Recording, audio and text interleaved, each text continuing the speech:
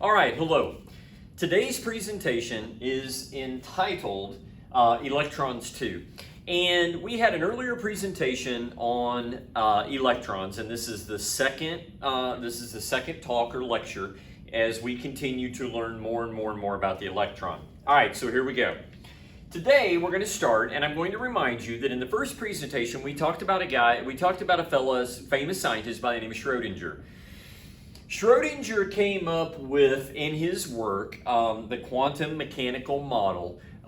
He came up with some numbers, and we referred to those numbers as quantum numbers. And if you recall, there were 4 different numbers that we talked about. Well, today we want to start, and we want to mention what we refer to as the principal quantum number. And the principal quantum number is denoted with the letter N. So N equals what? And this will be a value or a number. So when we talk about principal quantum numbers, and we talk about Schrodinger's work, and we talk about electrons and where the electron might be found, let's talk about N, the principal quantum number. N will correspond to a value like 1, 2, 3, or 4. And this value refers to an energy level. So Schrodinger's work gives us information about where the electron might be found in terms of, for instance, the energy level. Now, you have to remember this is nothing more than a visual aid. An atom is not a flat disk, so it doesn't look like this. The energy levels are not just little round concentric circles. All right, this is a visual aid. And what does this visual aid show you? Once again, it shows you the nucleus, and it gives you the idea or the notion that there are different energy levels getting further away from the nucleus. So to start with today, we have this idea of a principal quantum value that gives us a corresponding energy level. So if N were to be 1, it'd be the first energy level, N equals 2, second energy level, N equals 3, third energy level, N equals 4, then we would be in the 4th energy level. Now, you also want to make note of the fact that when we talked about this the first time, we actually said that quantum means energy. So, if we were in an atom and we had an electron that was going to go to a higher energy level, okay, all right, so it's going to move from here to here, then it's going to have to absorb energy. It's going to have to absorb the amount of energy necessary to make that move. Now, what if you had an electron that would fall to a lower energy level? Well, then it would have to emit energy equal to that fall. Now, don't be sitting there thinking, oh, electrons jump back and forth all day long. That's not the case, but is it possible for an electron to move? And the answer is yes, but it involves energy. Okay, it would involve either the absorption of energy or the release of energy, depending upon which direction you're going. Okay, but once again, N equals 1, 2, 3, 4, 5, 6, 7. You can see how the number is going up as you get further away and you go into a subsequent or higher energy level. All right, so within the energy levels, okay, N equals 1, N equals 2, whatever the case may be, each one of those energy levels can also hold a maximum number of electrons. Well, it makes sense if you think about this, that the farther away you get, obviously, the more geographical space you have available to you. So as you get farther away from the nucleus, the maximum number of electrons that might be in a principal energy level, okay, the maximum number of electrons will go up. So like for instance, 2, 8, 18, 32. These are all numbers that we will learn more about as we work together.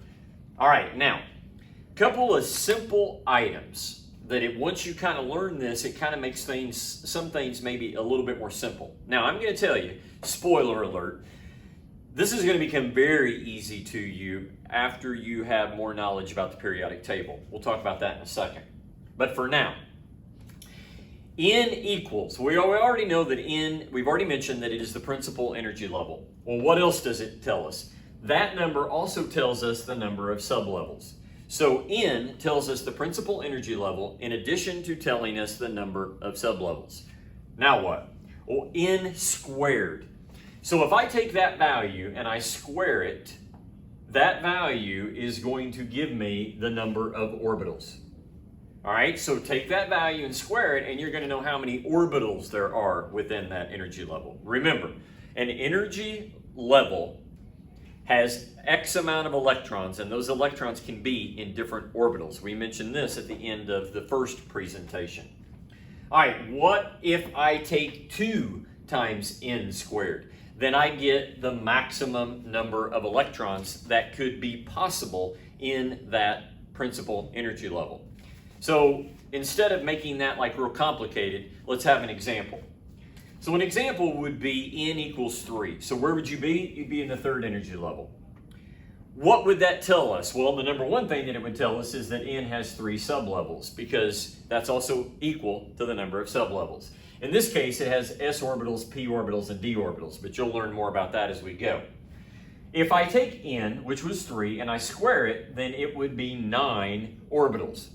Now, once again, that would be 1s, 3 p's, and 5 d's. That would equal 9. You're going to learn more about that as we go. For now, concentrate on the math. So 3 squared equals 9 orbitals. Now, what if I take 2 times n squared? Then obviously 2 times 9 is 18. So what do I know about the third energy level? I know that it will hold a maximum of 18 electrons. Now, can I take this process right here and apply it to other principal n equals numbers? And the answer is yes. So you will do that, and you will do that when you do some practice. But this is a really easy way to find out the number of sublevels, the number of orbitals, and the number of electrons if you know the principal energy number. N equals whatever. All right? Very good. Take a look at that. Now, once you learn more about this periodic table, you're really going to find this to be easy. You're going to struggle a little bit at the beginning, and you're going to have to wrap your mind around some things, and I'm going to let you struggle a little bit, but later I'm going to make your life so much easier when I teach you things like the S block and the D block, or getting into the D orbitals, or getting into the P block. It won't be very long before you'll be able to pick out an atom on the periodic table, and you will simply be able to look at its position, and you will know it's what energy level it's in. You'll know everything you need to know about its orbitals, for the most part, just by looking at its position, especially simple, pretty simple atoms. So for right now, it's a building process. All right, let's continue. Let's talk a little bit about orbitals. And we know that an energy level can have different orbitals. And we know from previous discussion that the orbitals can have different shapes. Why? Because you can't put all your eggs in one basket, my friends. You have an electron, which we consider to be a subatomic particle, and that really doesn't tell the whole story, but it's a negatively charged subatomic particle, and we know that we can't put them all in the same place. And we know that the atom needs to maximize the space that it has available to it. So within the energy level will be different orbitals that will take different paths and have different shapes, so they fill different geographical regions of space. Okay? So like for instance, and I'm going to shut my light off. So for instance, we have s orbitals, which kind of fit that old classical let's draw pictures on the board, because s orbitals are spherical. That's an easy way to remember it. They are spherical. But what about your p orbitals? Well, your p orbitals are more dumbbell shaped. They're shaped more like a dumbbell. And what about your d orbitals? Well, now look. And what happens when you get past the d orbitals? Well, the shapes, they get even more complex. But what are they doing? See the big picture. What are they doing? They are filling different regions of space around what? Around the nucleus. All right? But what you need to concentrate on right now is, once again, an electron could be in a specific energy level, but within that energy level, it will find itself in a fairly specific orbital. Okay? All right, we will continue. And when I say specific, we always know that there's some uncertainty with everything.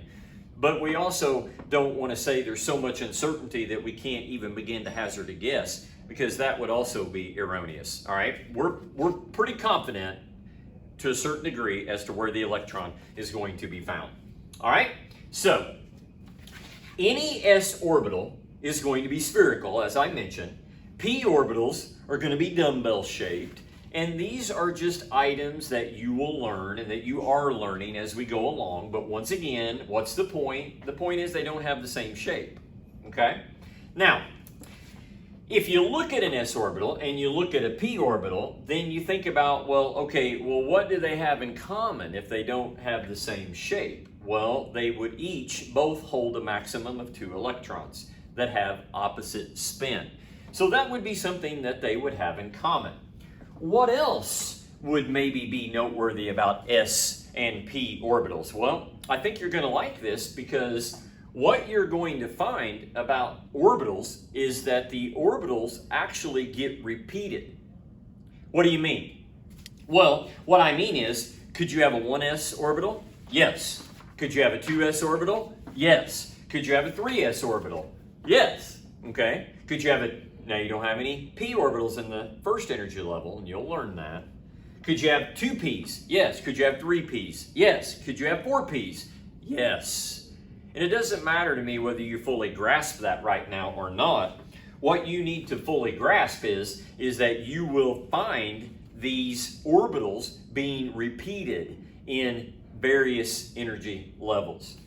Now, I really like this diagram right here, and I'll tell you why I really like it. I really like it because of this, all right? And you remember that we talked about a guy by the name of Heisenberg. In fact, we talked about Heisenberg's uncertainty principle, and it was when we had the discussion on the fan. And we talked about how we know those blades are in there. We're quite sure of that. But we never know exactly at any given point in time where a specific blade actually is right at that split second. Well, so here when we draw this, it's really, I kind of like this, because you're still seeing the same basic shape, but the clouded area, so when we say electron cloud, what are we really trying to say? We're saying this is an area of probability. Okay, this is an area where it is probable that we might find a particular electron. And so I like this shading. I like this because it helps you envision shape, but I like the shading because not only does it keep the shape, it also keeps the notion of probability. Where is it likely to find, or where are you likely to find an electron? Okay? All right, so once again, don't lose sight of the fact that certain orbitals get repeated. So the orbital shape gets repeated. So what would the difference be? Well, I mean, think about this. Once again, you can't put all your eggs in one basket. So as the orbital shapes get repeated, they're getting farther away. So if you are in a 2s orbital, you're following the same basic shape as a 1s orbital, assuming there's a nucleus in here, right? These are electrons, right? You are following the same basic shape, but you certainly aren't in the same geographic location. This electron would be slightly farther away from the nucleus than this electron, okay? So even if you repeat orbital shapes, understand that the proximity to the nucleus is changing, okay? All right, and I'm going to show you, and I showed you this, and and I may show it to you multiple times, and we'll obviously look at it in class, and we'll do practice, and so on and so forth, but I'm going to show you this very quickly.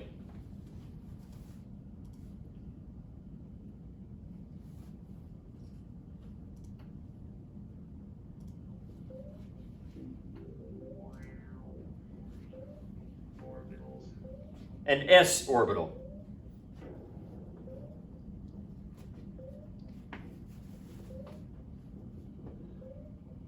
A p orbital. Actually, 3 p orbitals on different axes. labeled X, Y, and Z. Wow, now we're going to get into the d orbitals. But what do we notice? We notice that they are filling a different geographical space. Why? Because we want to maximize the space that we have available to us, and you can't put all your negatives in one basket. Wow, now we're starting to get even a little bit more complex. Whoa.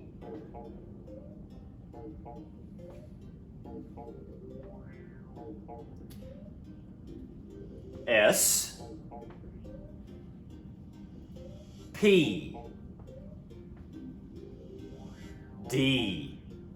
Wow, I'm starting to see more of a basketball here than a flat disc.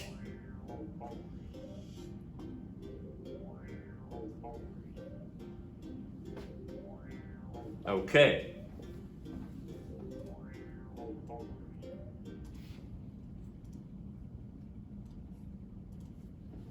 Okay, now why do I want you to see that? Because it's a really cool animation. And what does it show you? It shows you orbitals coming in, and it shows you how all of a sudden, you're not this flat disk anymore. You're filling different geographical regions of space with orbitals that have obviously different paths, and obviously those electrons would be in different areas. And how many orbitals you have, how many energy levels you have, that is going to be specifically tied to the size of your atom. In other words, how many protons, neutrons, and electrons does that atom have? Obviously, as we move across the periodic table, we would anticipate that those numbers would go up. As we go down the periodic table, we would anticipate that those numbers would go up. Okay? Now, we're going to talk a little bit about electron configurations, the how, where, and why. Okay, and I don't know any other way of telling you this, but to tell you that in this unit, there are several different laws, there are several different gentlemen who stated theories or who stated ideas that you're going to have to know, and you're going to have to wrap your mind around it, and you're just going to have to do a little old-fashioned memorization, because it's going to increase your understanding of the atom. I want to give you a reminder and or just state something that you've got to think about the whole time we're doing this. And here it is.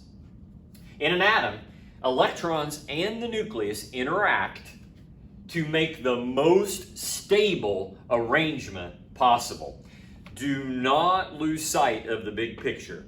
What happens in the atom? What happens in the composition and the way the orbitals fill up and the way the energy levels fill up and the interaction within the atom is all about stability. It's all about what makes the atom the most stable. Now, so when we talk about the who, the what, the when, the where, whatever, when we talk about laws, we talk about theories, whatever the case may be, one of the things that we're going to mention is the Aufbau principle. Okay, Aufbau. And really, a lot of times we talk about Aufbau when we're talking about something that we refer to as the fill-up rules, or when we look at these kind of diagrams, schematic diagrams like this, where we say, okay, carbon has 2 electrons in the 1s orbital, it has 2 electrons in the 2s orbital, but it only has 2 electrons in the 2p orbital. And you're like, right now, that doesn't mean anything to you. Just listen and think. So here we are, we're doing this method that's got these arrows and they're going up and they're going down, and here we've got what we call the orbital notation method. So here we're writing like numbers. So what does that mean? Well, that 1s squared is 2. What's that 2s? It's really 2s2. It's 2. And what's that 2p2? Well, it's the 2 right there. So it's 2 different ways of saying the same thing. And you're going to learn how to do both. But Aufbau helps us understand this fill up, okay? Now, what's kind of funny is I oftentimes give you this and I allow you to use this, and I will give it to you and I will allow you to use this, and we call it the diagonal rule. Maybe we call it the fill up rule. I don't know. But the arrows give the order. Obviously, the point of the arrow is pointing that way, so the arrows give you the order in which the orbitals and the energy levels fill up, okay? But what's kind of funny is we have our 1s here, and we're kind of going down. Well, I don't know, but this is intuitively, this makes sense because you're going up. This one is like you're filling up, and I understand that. But understand that even though it looks like it's flipped, this is the same thing as this, okay? And I will allow you to use this, and we'll learn how to use it together. But today, this is an introduction. I'm introducing you to the diagonal rule. Now, what does Aufbau, why does that work? Why is it important to us? Okay, number one, Aufbau's work says that electrons occupy the orbitals of the lowest energy level first. Second, the s orbital is always going to be the lowest orbital in every energy level. So the s orbital is going to be the lowest. So it's going to fill up first in each principal energy level. Number three, we need to remember that, you know, there can be, I think sometimes if we're not careful, we got to see the big picture. We tend to view each one of these levels as maybe being super duper distinct, but it is possible within the realm of possibility that there might be some overlap, okay? All right, but we're still going to talk about them as principal energy levels, and it still takes a certain amount of energy to be in that level, okay? All right. This is another place where I'm going to let you struggle at first, but then eventually when I teach you more about the periodic table, you're going to be loving life again, because you're going to know that this is a 3s1, that's a 4s1, a 5s1, a 6s1, a 7s1. You're going to automatically know where that last electron is. You're going to know what it means to be right here. You're going to understand what it means when I say that this is a 3p3. Now, right now, you may not understand that, but you will. So once again, just introducing, we got an S chunk, we got a P chunk, and we got a D chunk. But trust me, Aufbau will be something that you will learn how it fills up and in what order it fills up is one of the things that we get from the Aufbau principle, okay? All right, there's another principle or another item that you need to know, and it is called Pauli's exclusion principle. The Pauli exclusion principle states that in an atom or molecule, no two electrons can have the same four electronic quantum numbers. Now, if you recall, my friends, I mentioned this back in the first presentation when I said, hey, you're eventually going to find out that, you know, Schrodinger's work gave us these quantum numbers.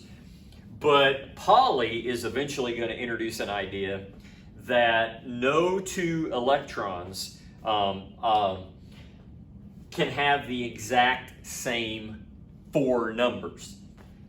Why?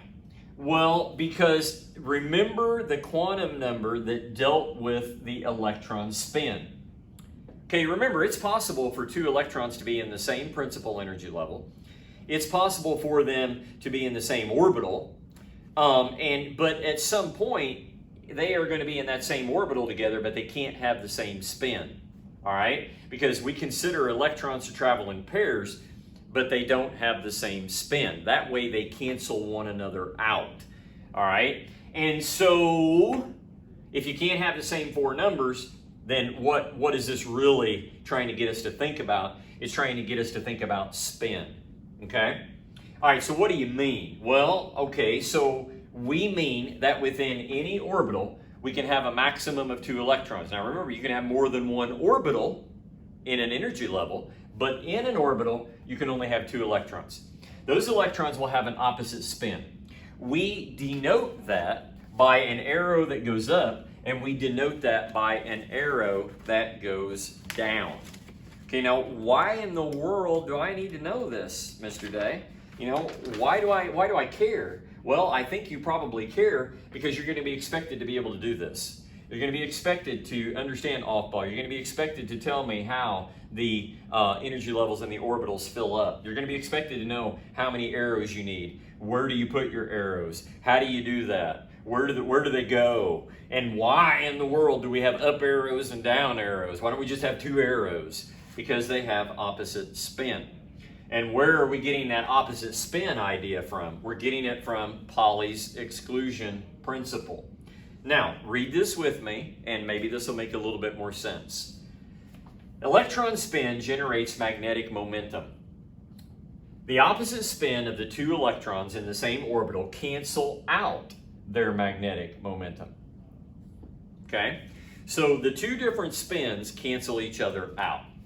Atoms with unpaired electrons spinning in the same direction contain net magnetic moments and are weakly attracted to magnets. You're just going to have to consider that for a second.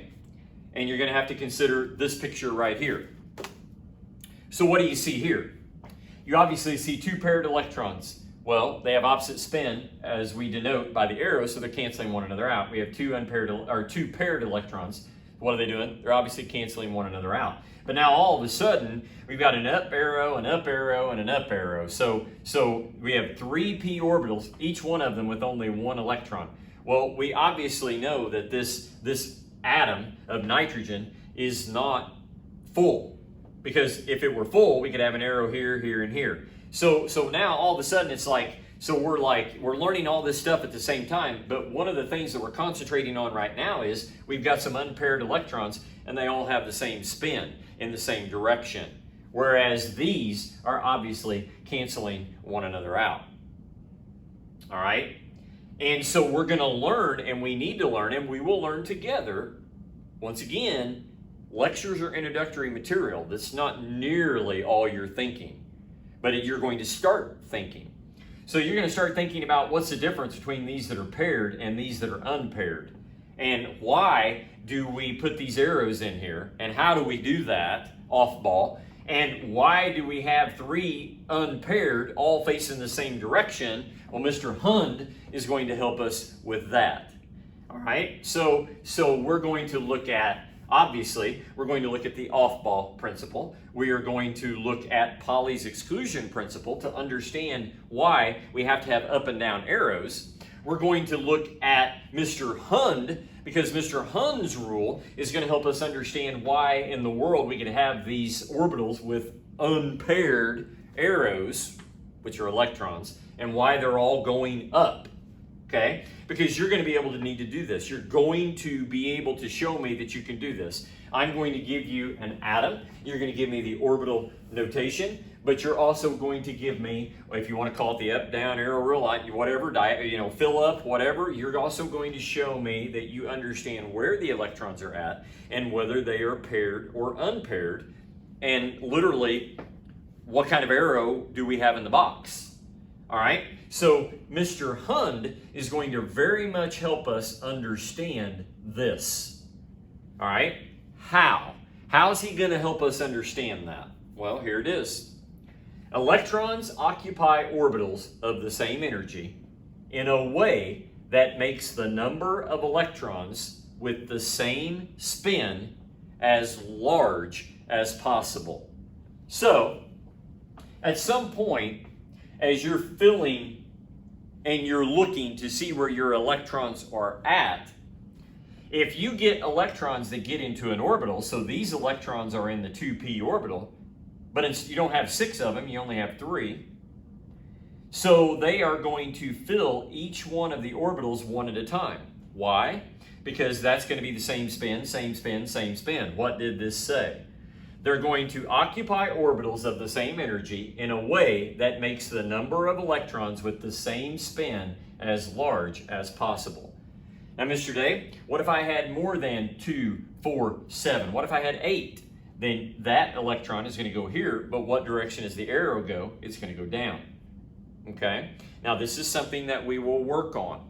You've got to open up your mind and you've got to think. What am I introducing to you today? I introduce to you, stick with me here, let's go. I introduce to you Aufbau, who's going to tell us how to fill up. I introduce to you Pauli's exclusion principle, which explains why we have up and down arrows.